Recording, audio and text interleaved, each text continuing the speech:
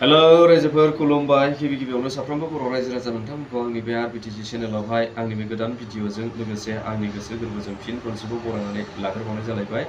थ' रायजोफोर आसा खालामो नोंथांमोना इसोरनि अननायाव गासैबो मोजाङै दं होननानै आरो लोगोसे नोंथांमोना जुदि भिडिअखौ नायदोंब्ला उइदाउट स्किप जोबजासिम नायलांगोन होननानै आरो लोगोसे नोंथांमोना जुदि चेनेलाव गोदानै हाबफैदोंब्ला नोंथांमोना अननानै साबस्क्राइब शेयार लाइक आरो कमेन्ट खालामगोन होननानै।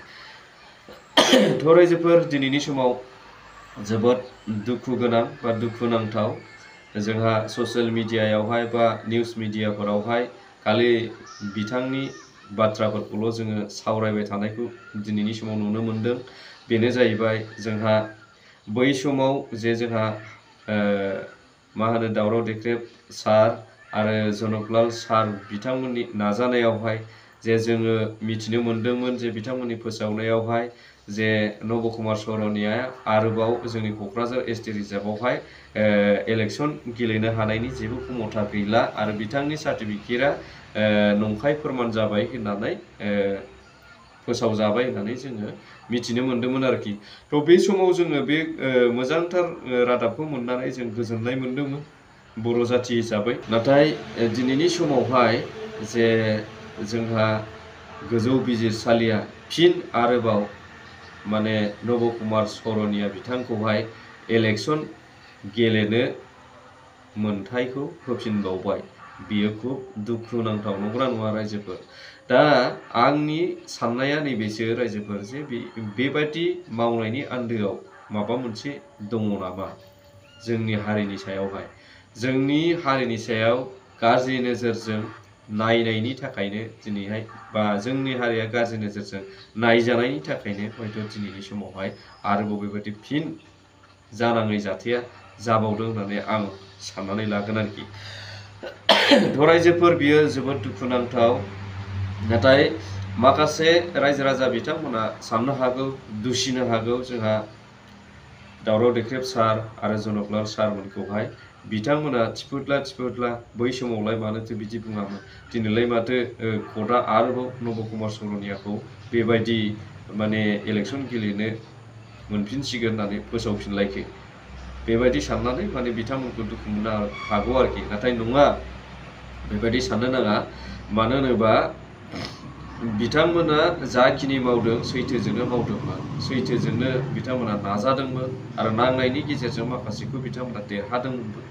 नाथाय माखासे बाथ्राया बेनो आं दहाय बुंनाय बाथ्रा जे जोंनि सायावहाय माखासे आन्दोआव गाज्रि नोजोरजों खामानि मावनो लुबैग्रा सुबुङा दंबावो। दा बिनि थाखायनो गासैबो माखासे जाथायफोरा माखासे जानो नाङै खामानिफोराबो दिनैनि समाव जायो। दा बे आरोखि। थ' रायजोफोर आं नैबे बाथ्राखौसो आरोबाव बुंबावनो लुबैदों जे जोंहा जोंनि बिटिसि ओनसोलावहाय गोहोगोरा हिसाबै मोननै राजनितिक आन्सलिक दल दङ। दा बे मोननै आन्सलिक दलानो जाहैबाय मोनसेया बिपिएफ मोनसेया इउपिपिएल। दा जोंहा मोननैबो दला बर'निनो। दा जादों कन्ट्रभार्सिया बे मोननै दोलोजों बिपिएफ इउपिपिएल दिनै नांज्लायगासिनो बुंज्लायगासिनो पार्टिसिपेट जालायगासिनो, नांज्लायनायनि खमज्लायनायनि कन्ट्रभार्सि जालायगासिनो। बै मोनसे दला बै मोनसे दलखौ बुंनाय, बै मोनसे दला बै मोनसे दलखौ बुंनाय। नाथाय गेजेर गेजेराव जे सोर फैबावनो नागिरदों दिनैहाय नायदो रायजोफोर। दा बेनो रायजोफोर, जुदि भबिष्यतआव जोंहा नब कुमार सर'निया बिथाङा जुदि गेजेर गेजेर आरोबाव बे इलेक्सननि गेजेरजों देरहानानै फैगौ समाव दिल्लीनि बै पार्लियामेन्टआव जुदि जिरायहैबावनो मोनोब्ला बिनि दायनिगिरिया सोर जागोन रायजोफोर? बिनि दायनिगिरिया सोर जागोन? बेनि दायनिगिरिया जानांगोन जोंनि बर'नि दैदेनगिरिफोरनि। जुदि जोंनि बर'नि दैदेनगिरिफोरा गोरोबनानै खामानि मावनो रोङोब्ला, सिट शेयारिं खालामनानै जुदि एमपि बिसायख'थिखौ गेलेयोमोनब्ला जोंनि बे मोननै दलखौबो फेजेननो हानाय जेबो दलानो हाजार नेसनेल राजनितिक दलानो फैयाथोंमोन मानो बेखौ रावबो फेजेननो हानायनि क्षमता थानाय नङामोन।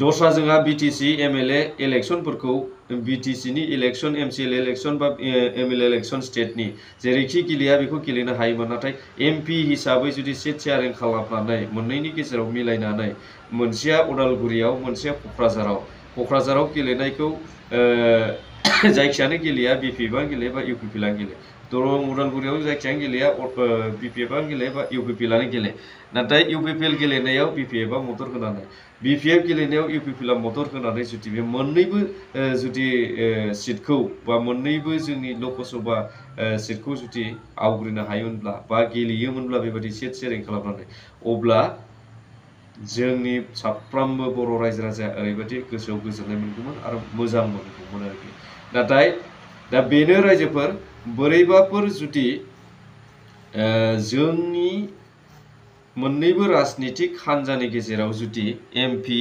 इलेक्शनाव आरोबाव देरहानो हाबावाब्ला बेनि दायनिगिरिया जागोन इउपिपिएलनि दैदेनगिरि बिपिएफनि दैदेनगिरि मोननैबो हान्जानि दैदेनगिरिफोरनि दाय जागोन बाहाय रायजो राजानि दाय जानाय नङा मानोना नोंथांमोननि दैदेननायावनो दिनैहाय बर' रायजो राजाफोरा खावनै जानानै भटआ रानदों बे हिसाबैनो जोङो जेननो गोनां जागासिनो दङ दा बे आरोखि रायजोफोर थ' जायखियानो जाया रायजोफोर नोंथांमोना बिनि सायावहाय मा बिजिरो बेखौ रायजो जानानै नोंथांमोनाबो सासे बर'निनो फिसा हिसाबै बेखौ बिजिरनानै नायनाया गोबां गोनांथार होननानै आं सानो थ' रायजोफोर आङो बेखिनिखौनो भिडिअ लाबोदोंमोन आङो भिडिअखौ बेखिनियाव दोनथ'नो लुबैबाय स' थेंक इउ फर वाचिं जय बर'